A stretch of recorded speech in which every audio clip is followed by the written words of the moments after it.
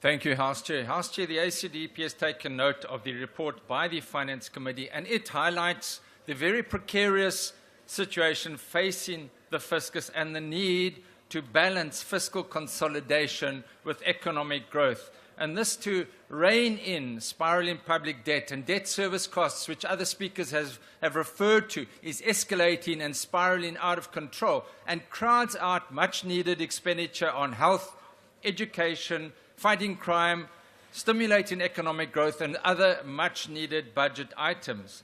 Now, we know that fiscal consolidation has dominated almost every budget over the last decade. But despite real spending cuts across departments, which has negatively impacted service delivery, the goal of debt stabilization is continuously pushed out. And I raised this issue with the Minister during the briefing, and a lot of the concern with the budget is based on the fact that these are estimates, and these estimates are often not achieved, such as the economic growth and revenue estimates. And this results on the debt-to-GDP ratio being continually rising, now close to 75%, its highest level ever. Gross loan debts, 5.6 trillion rand. Do the members of Parliament understand how long it takes to spend 1 trillion rand? If you spend 1 rand per second, it's 37,000 years. These are the figures that we're talking about.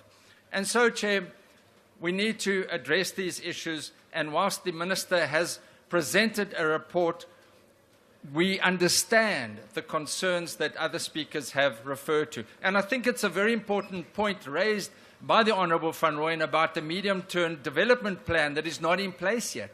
So it does significantly impact the way that we can exercise oversight without having a medium-term development plan, and one trusts that that will be facilitated and finalized soon. We also raised the issue with the Commission of Inland Revenue and the need to address the tax gap. Do members understand there's 800 billion rand that the receiver of revenue, the commissioner, has yet to collect? And if we were to give substantial additional resources to SARS, even if they collected 10% of that, that would be 80 billion rand. The ACDP has also said those tens of billions of rands that is sitting in overseas bank accounts can be collected if we give law enforcement agencies additional resources.